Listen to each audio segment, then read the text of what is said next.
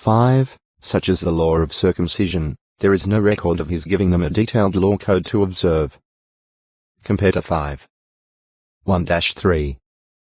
Nonetheless, they had not only the principles and precepts of the pre-flood period to guide them but also additional principles and precepts to be drawn from his expressions and dealings with mankind in the post-flood period. Thus, although God had not given a detailed law code, as he later did with the Israelites, men were not without some means for determining right and wrong conduct. Idolatry, for example, had not yet been specifically condemned by a stated law. Nonetheless, as the Apostle Paul shows, such practice was inexcusable inasmuch as God's invisible qualities are clearly seen from the world's creation onward, because they are perceived by the things made, even his eternal power and godship.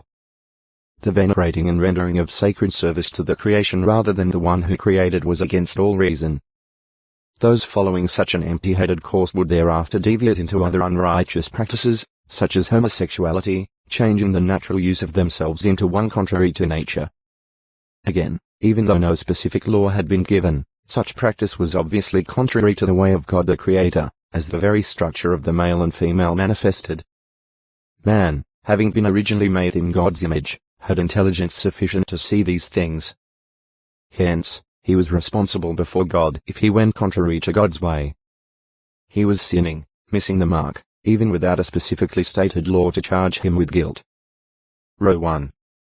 18-27. Compare 5. 13. The Law Covenant. Even prior to the exodus from Egypt, Jehovah had served as the statute giver to his people Israel. Ex 12. 1, 14-20.